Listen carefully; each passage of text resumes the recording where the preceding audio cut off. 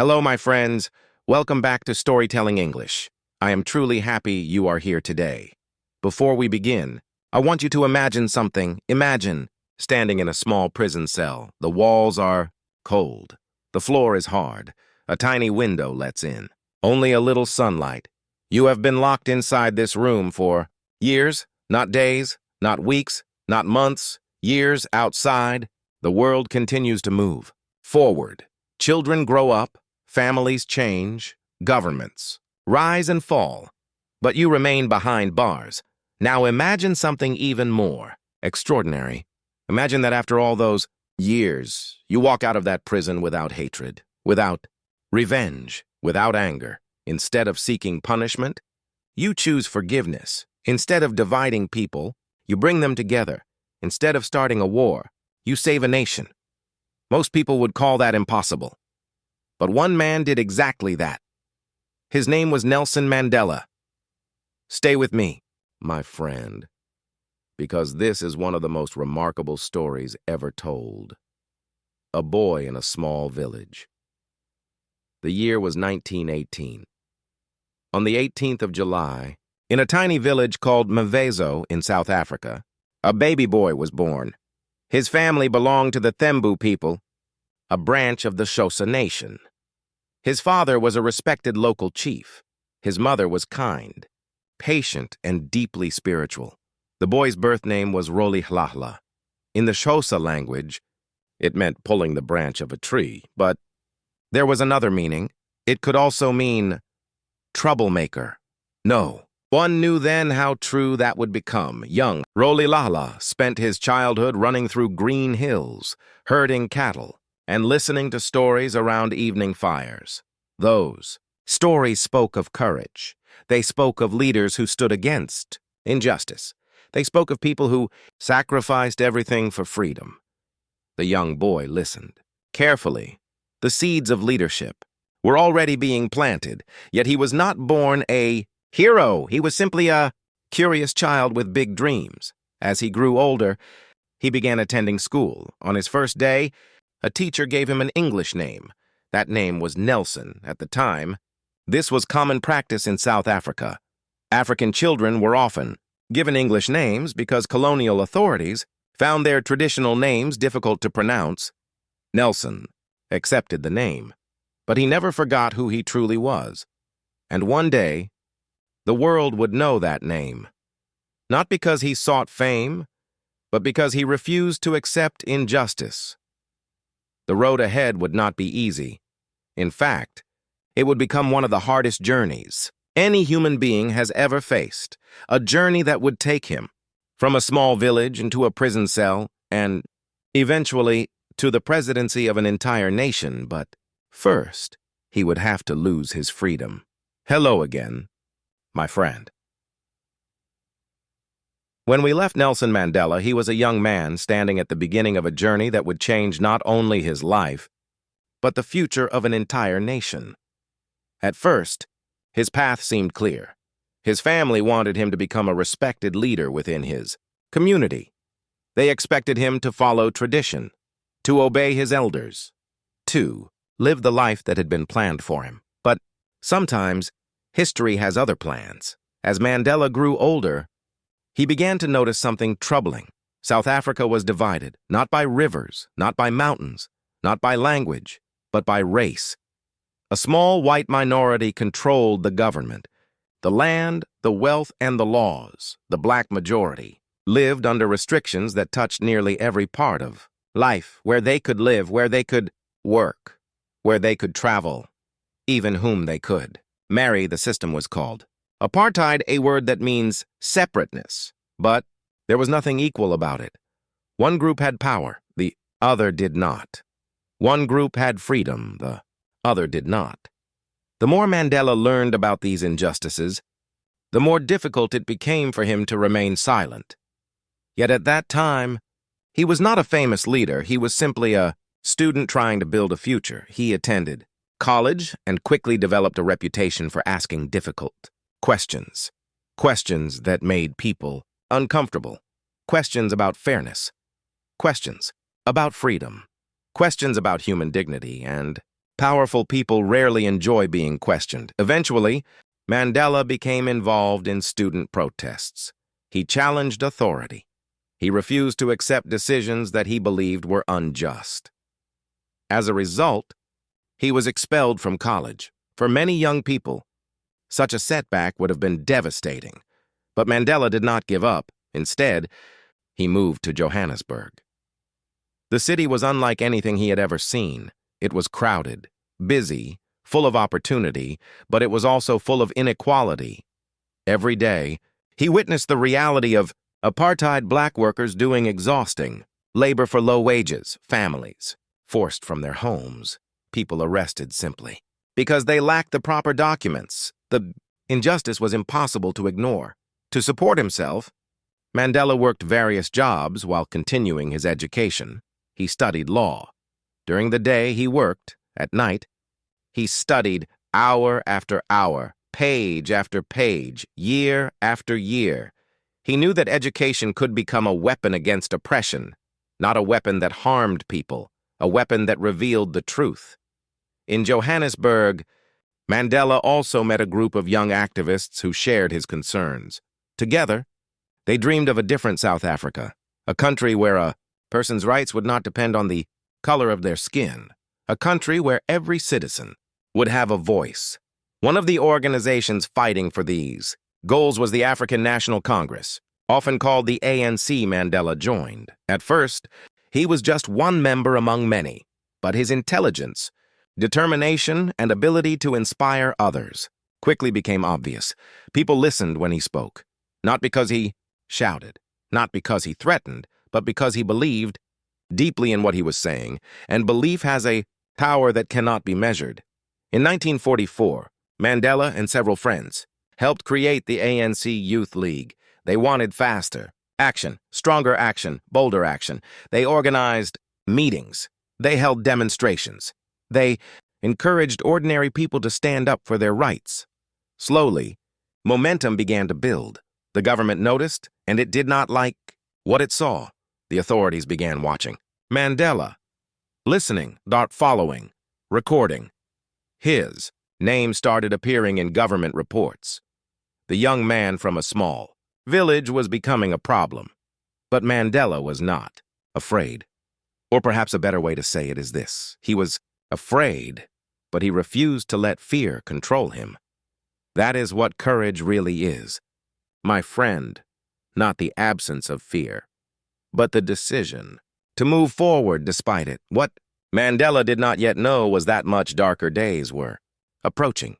The government was preparing to strike back, and before long, the young lawyer who dreamed of freedom would find himself facing a choice that could cost him everything: his career, his family, his future, and perhaps his freedom itself. That part of the story is coming next. Welcome back, my friend. When we left Nelson Mandela, he was a young lawyer, a husband, a father, and a rising leader in the struggle against apartheid. But the government was watching. Every speech, every meeting, every protest, every step he took. The leaders of South Africa believed they could stop the growing movement for freedom. They believed they could silence the voices demanding change. What they did not understand was this: an idea cannot be arrested, a dream cannot be imprisoned, and hope cannot be destroyed by fear. During the 1950s, Mandela became one of the most recognizable faces in the fight against apartheid. He helped organize peaceful campaigns across the country. Thousands of people participated. Many refused to obey unfair laws. Many accepted arrest rather than submit to injustice. It was a strategy inspired by courage rather than violence. The government responded with anger. Police broke up meetings. Protesters were arrested. Leaders were harassed. But still, the movement continued to grow. Then came a moment that shocked the world. On March 21, 1960, thousands of peaceful protesters gathered in a place called Sharpeville. They were protesting the pass laws. These laws forced black South Africans to carry identification documents wherever they went. Without them, they could be arrested. The protesters came without weapons. They carried no guns, no knives, no clubs. Many simply wanted to show that they were tired of living under unjust laws. What happened next was horrifying. Police opened fire on the crowd. Men fell. Women fell. People ran in terror. When the shooting stopped, dozens were dead. Many more were wounded. News of the massacre spread across the world. People were shocked. People were angry, and Nelson Mandela was deeply affected. For years, he had believed that peaceful protest alone could bring change. But now he faced a painful question. What should a movement do when peaceful protesters are met with bullets? It was one of the most difficult decisions of his life. Mandela continued to believe in justice. He continued to believe in equality. But he also believed that the government had closed many peaceful paths to change. The struggle entered a new and dangerous phase. Soon, Mandela went underground. He could no longer move freely. The police wanted him. Government agents searched for him everywhere. Sometimes he slept in secret locations. Sometimes he disguised himself. Sometimes he traveled at night to avoid detection. Newspapers began calling him the Black Pimpernel, like the famous fictional character who constantly escaped capture. For months, Mandela managed to avoid arrest. But living as a fugitive came with a cost. He spent long periods away from his family. He missed important moments in the lives of his children. He rarely slept peacefully. At any moment, there could be a knock at the door. At any moment, his freedom could disappear. Yet he continued. Because he believed that some causes are larger than one person. Some causes are worth sacrifice. In 1962, Mandela secretly left South Africa. He traveled to several African countries and met leaders who supported the struggle against apartheid. He also visited other parts of the world. For the first time, he saw how much international support the movement was gaining. But when he returned home, his luck finally ran out.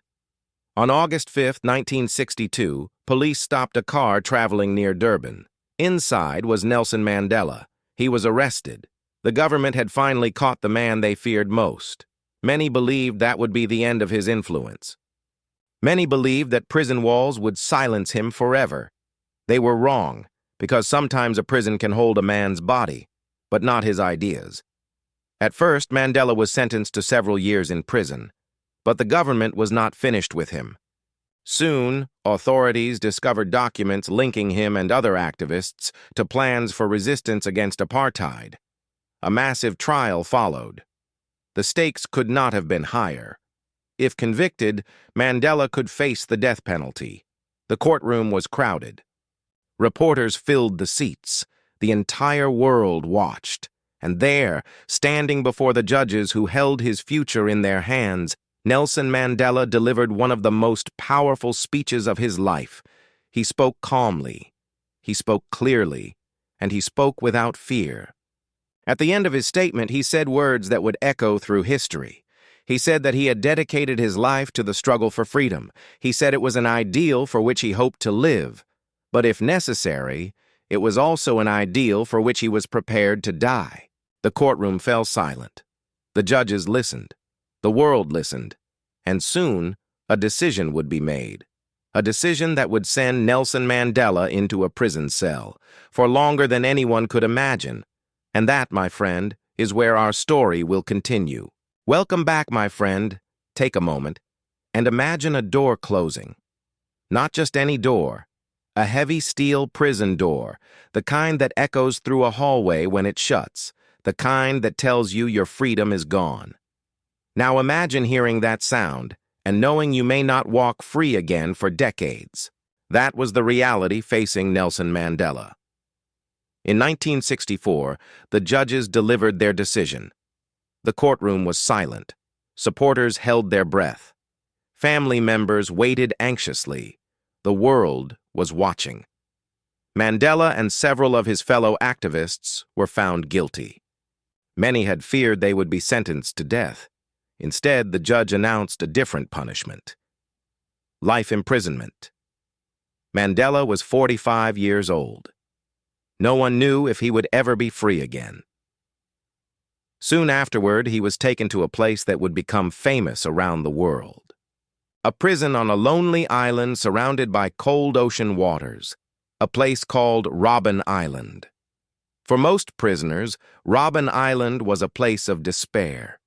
The cells were tiny, the beds were hard, the food was poor, the rules were strict. Mandela's cell was so small that he could take only a few steps before reaching the wall. There was no comfort, no privacy, no freedom, only stone walls and iron bars. Each morning, prisoners were awakened before sunrise. They performed exhausting labor under the hot African sun. Many spent long hours breaking rocks in a limestone quarry. The bright white stone reflected sunlight into their eyes. Years later, Mandela's eyesight would still suffer because of those harsh conditions. The government hoped prison would break him. They hoped isolation would weaken his spirit. They hoped time would make people forget him. But something unexpected happened. Instead of becoming weaker, Mandela became stronger. Inside prison, he developed extraordinary discipline.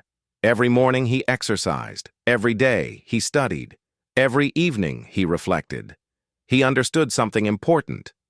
The guards could control his body, but they could not control his mind, and they could not control his character. Many prisoners became angry. Some became bitter. Some lost hope. Mandela refused. He treated even his prison guards with dignity. He learned their names. He listened to them. He spoke calmly to them. Some guards disliked him. Others respected him. A few eventually admired him, because true leadership does not disappear when circumstances become difficult. True leadership becomes visible. Years passed. Then more years. Then even more. Outside the prison walls, the world was changing. New generations were growing up. Many had never seen Mandela in person, yet his name continued to spread. Students marched carrying signs demanding his release. Governments spoke out against apartheid. Musicians wrote songs about him. Activists around the world called for justice. Slowly, Nelson Mandela became more than a prisoner. He became a symbol of resistance, a symbol of hope, a symbol of freedom. Meanwhile, life continued to bring pain. Mandela missed birthdays. He missed family celebrations. He missed watching his children grow up. Some relatives passed away while he remained behind bars. Each loss cut deeply, yet he endured, year after year, season after season, decade after decade. Then something remarkable happened. The South African government began to realize that they had a problem. The more they imprisoned Mandela, the more famous he became. The more they tried to silence him, the louder his message seemed to grow. By the 1980s, international pressure was mounting. Countries imposed sanctions, businesses withdrew investments, leaders demanded change. The apartheid system was becoming increasingly isolated. Government officials secretly began talking with Mandela. At first, the discussions were cautious, careful, quiet. The authorities wanted stability. Mandela wanted freedom, not only for himself, for his people. Several times, government leaders offered him release. But there was a condition. He would have to abandon the struggle for equality. He would have to accept restrictions. He would have to compromise his principles. Mandela refused, again and again and again. Freedom that comes with chains is not true freedom. He would not trade justice for convenience. Years continued to pass. 20, 21, 22, 23, 24, 25, 26, 27. Think about that for a moment, my friend. 27 years. Many people spend less time building an entire career. Many people spend less time raising a family. Mandela spent those years behind bars. Yet somehow, he emerged without hatred, without revenge, without bitterness. And that may have been his greatest achievement of all, because while prison had taken many things from him, it had not taken his humanity. And now, at last, the moment the world had been waiting for was approaching. The prison gates were about to open. The man who had entered prison as a young activist was about to walk out as one of the most respected human beings on earth, and what happened next would astonish the entire world. Welcome back, my friend. Take a moment and imagine standing in front of a prison gate, not as a visitor, not as a guard, but as a prisoner who has spent 27 years behind bars. 27 years of locked doors, 27 years of separation, 27 years of sacrifice. Now, imagine that gate slowly opening, and beyond it, an entire world waiting for you. On February 11, 1990, that moment finally arrived. The prison gates opened. Nelson Mandela stepped forward. The sun shone brightly. Overhead, television cameras recorded every second. Journalists from around the world watched in amazement. Millions of people watched. From their homes, some cried, some cheered, some simply stared in disbelief. The man many thought would die in prison was finally free. Mandela was 71 years old. His hair had turned gray. His face carried the marks of time, but his spirit remained unbroken as he walked hand in hand with his wife Winnie through the prison gates. History changed before the world's eyes, yet the most remarkable part was not that Mandela had survived prison. The remarkable part was what he said afterward. Many people expected anger. Many expected revenge. Many expected him to call for punishment against those who had oppressed millions. After all, who could blame him? He had lost nearly 3 decades of his life. He had missed precious years. With his family, he had suffered hardships few of us can imagine, but Mandela chose a different path. A path that surprised the world. He spoke about reconciliation. He spoke about unity. He spoke about forgiveness. He understood something that many people never learn. If hatred controls your heart, then even freedom cannot truly set you free. South Africa stood at a dangerous crossroads. Violence could have erupted across the country. A civil war was a real possibility. Many feared that the nation would tear itself apart. Mandela knew this, and he knew that leadership is not about giving people what they want in moments of anger. Leadership is about guiding people toward what they need, even when it is difficult, even when it is unpopular, even when it requires extraordinary courage. Over the next few years, negotiations continued. Old enemies sat together at the same table. They argued, they disagreed. They struggled to find common ground. But slowly, change began to happen. The walls of apartheid started to crumble. Then, in 1994, South Africa held its first democratic election. For the first time in the nation's history, citizens of all races could vote. Long lines formed across the country. Some people waited for hours. Others waited all day. They did not complain. They did not leave, because they knew they were witnessing history. Many had spent their entire lives waiting for this moment. When the votes were counted, Nelson Mandela became the first black president of South Africa. The prisoner had become the president. The man once labeled a threat had become a national leader. The world celebrated. But Mandela's greatest achievement was not winning an election. His greatest achievement was helping a divided nation begin to heal. One of the most powerful moments came during the 1995 Rugby World Cup. For many years, South Africa's national rugby team had been a symbol of division. Many black South Africans disliked the team because it represented a painful past. Yet, Mandela saw an opportunity. He appeared wearing the team's jersey and publicly supported them. Some people were shocked, others were confused, but Mandela understood the power of symbols. He knew that if people could cheer together, they could begin to live together. When South Africa won the championship, the country celebrated as one nation. Not perfectly, not completely, but it was a beginning, and sometimes beginnings are enough. As the years passed, Mandela became one of the most admired figures on earth. Presidents sought his advice. World leaders respected him. Ordinary people loved him. Yet he remained humble. He never claimed to be perfect. He often spoke about his mistakes. He often reminded people that courage is not the absence of fear. It is the triumph over fear. In 1999, after serving one term as president, Mandela stepped down. He could have remained in power. Many leaders would have. But he believed leadership was about service, not control. The years passed quietly, and then, on December 5, 2013, Nelson Mandela passed away at the age of 95. The news spread around the world. Tributes came from every corner of the globe. Flags flew at half-staff. People gathered to remember him. Not because he was rich, not because he was powerful, not because he was famous, but because he showed humanity at its best. And so, my friend, the story of Nelson Mandela comes gently to its end.